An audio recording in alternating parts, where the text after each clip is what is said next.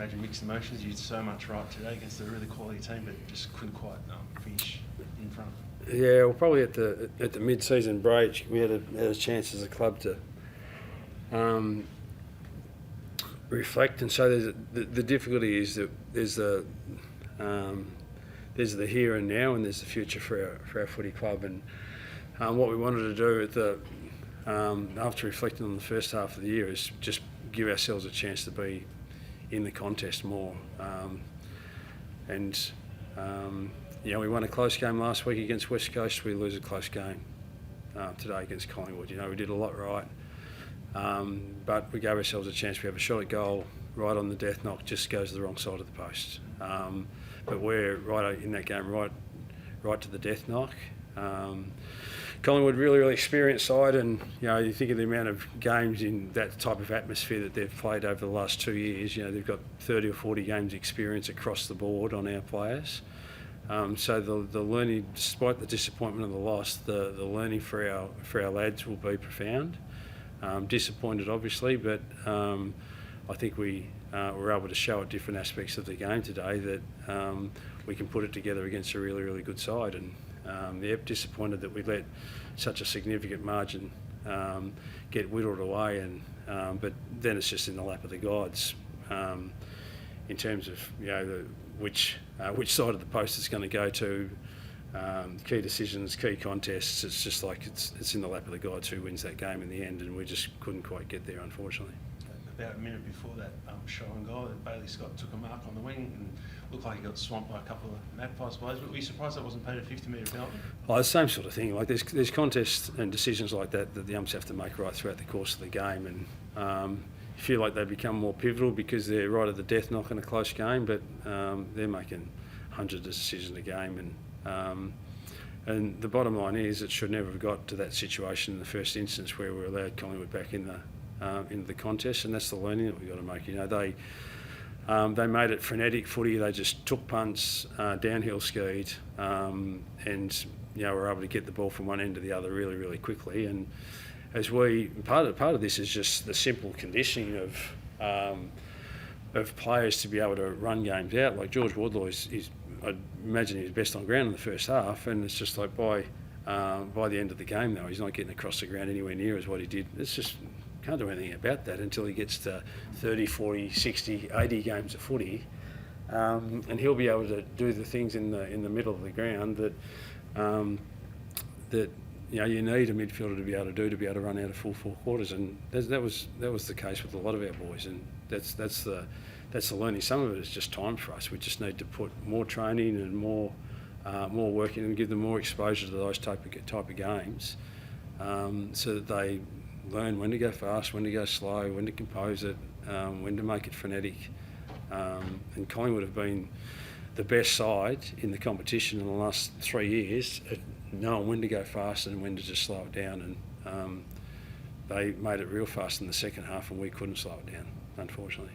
More broadly, have you gained a bit this week by having the 25-year anniversary and exposing your young list to the success that the club's had in the past and everything that goes with it? Yeah, well, we've had some, a lot of the premiership players from the 99 granny were at a function today, and Dennis has been around the club this week, which has been really special for both him and the footy club, So, it's recognising the past of our footy club, because that helps you to understand what it takes to go forward. But it's now about our lads who have got the opportunity to wear the Guernsey now to try to write their own chapter. And we've got a fair way to go, but we showed against a really good side today that we're capable of being able to mix it with some of these sides, but we've just got to be able to sustain it for 4 quarters. And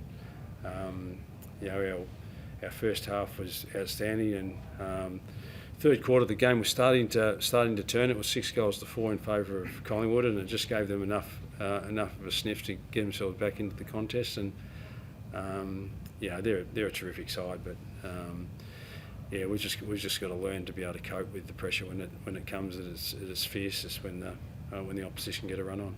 What would you have hoped the players would be able to do when you've got 5 goals lead 3/4 time in that last quarter? Yeah, well, we knew that they were we spoke about it at half time, the changes that Collingwood might make to get themselves back into the contest, and you know they were, you know, they'll look at it at their own game and say, oh, this is why we got back into the contest. But some of the things that they were doing, it was just like a Russian roulette of whether it was going to come off or not. And unfortunately, you know, some of those really, really brave 50-50 plays that should have been turned over when we were turning those over earlier in the game, we could turn them over, and some luck plays actually just fell in the lap of their players. And you know, they'll look at that and say that's really, really good play, and in a sense it is, but it could have easily just gone the other way, which it has done at different stages with them. You know, when they've played the good sides like at Brisbane, where they've been down in those sort of games before, and they try to take a punt to get back into the game, and it goes the other way for them. So, but it's good footy by them to actually give themselves a chance to get back into the contest, and that's why they've won so many close games over the journey of the last 2 to 3 years. And we need to work out a way how to stem the tide when it's happening against us, and also if we find ourselves behind, that how can we play like that to get ourselves back into the game as well. But that's just great learning for our boys. It's disappointing that you've got to go through it, but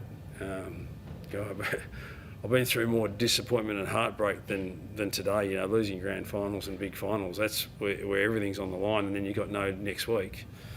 We'll take some learnings out of this game, be really, really encouraged by challenging the last year's premier so strongly for the whole of the game today, and butter up and get ourselves ready for the game against Melbourne next week, and knowing full well that after we recover from this game, we're going to have to dust ourselves off and bring the energy level and the intensity and the pressure that we've applied the last 2 weeks, and do it against a really good Melbourne side. Why'd you sub Will Phillips off for 3 quarter time? He seemed to be doing a good job on Nick Day? Yeah, he was doing a good job, but we had the freshness of the sub, and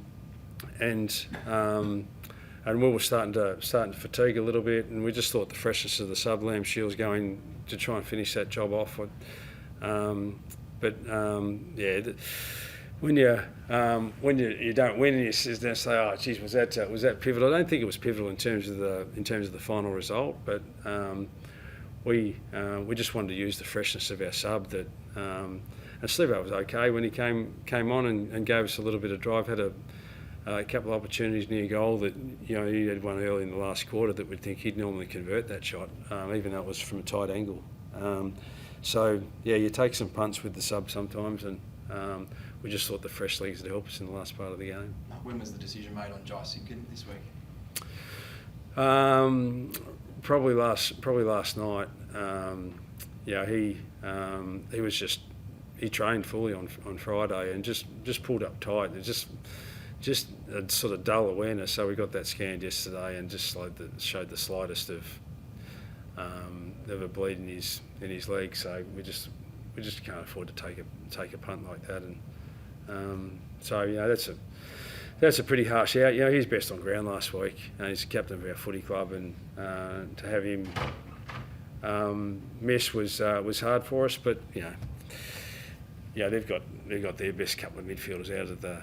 Well, it's hard to say Nick Dacos isn't their best midfielder, but you know, with DeGoey and Pendlebury and these guys out of their side, so you just roll with the punches. We're disappointed that he missed, but we're hoping it's just minor, and it might even be a chance to play next week. Hindsight's always 20/20, but Nick Dacos ended up probably being the most influential player on the ground that last got 10 touches. If you had your time over again, would you have maybe done a bit differently with the sub? No, probably not. Yep. Probably not. You know, they're a good side that get going, and the bottom line is we fatigue with our contest to be able to, you know, contests that were halving or it was just bouncing out of our forward line just far too easily, and then contests behind the ball that we were winning when they did just hack it out. In the first half, we were in those contests, and there's the thing when we're fresh and energetic and we're controlling the momentum of the game, and you know, Collingwood did that in the last part of the contest, and you know, hindsight's a wonderful thing, but yeah, sometimes you make the right decision, and sometimes it doesn't work for you. But by and large, we did enough today to suggest that we're on the right track. But we'll dust ourselves off and get ourselves ready for Melbourne next week. What was your reset? You said you'd reset to be more competitive. I mean, does it just show you're evolving as a young group, or have you actually deliberately made a few changes?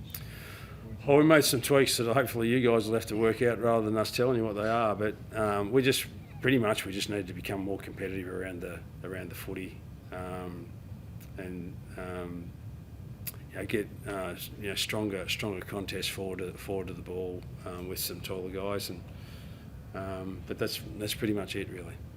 Did you, I mean, in that first half, you get guys like Davis Uniacke, Scott, Wardlaw, Sheasel, they were really dominating one of the best teams in the comp. Is that sort of the window that you give the fans? This is what the future is going to look like with a bit more consistency? Yeah, but we need a sample size greater than 2 games. And it's not even 2 games. We've done it well for 6 quarters really. The bulk of the game against West Coast to put ourselves in a position to win, and then a half or maybe 3 quarters this week. But just sustaining that effort for the game goes for 130 minutes. It's the longest for a ballistic ball sport in the world. AFL, they've got it. 130 minutes is a long time to play. And unfortunately, we've got to learn to be able to play that right out to the death, and we're unable to do it today. Have you got an update on Braden George yet? No, but I've heard he's hurt his knee, which is just so sad for the kid. If that is the case, I've worked so hard, and then he had a mishap in a gym accident over the summer, and dislocated or fractured his elbow or something. So he's done it tough, but this is a tough, brutal game, and it's the resilience you need. And he probably only needs to look at someone like a Charlie Comben and the amount of disheartened injuries he's had over the journey to say that if you just persevere through them, you get your body strong, that you can come back, and hopefully he can stick tough and stick fat through this tough period for him, and we'll give him all the support he needs. Bryn's first game for the club looked like pretty lively. Yeah, he both in the ruck, and took a couple of important marks forward, but probably reflective of the side. Just some of our impact in the second half wasn't to the same influence as what it was in the first half. So we'll look at that. Our players will be disappointed, but spoke to them just before. It's like we're playing a high quality team that saluted last year, and we need to look not just at the result of the game, but the way that we went about the game, and we're right in that contest. And as I said, ball goes one side of the post to the other, and we win that game of footy. Any injuries from today? No, I don't think so. No. Thanks, guys. Cheers.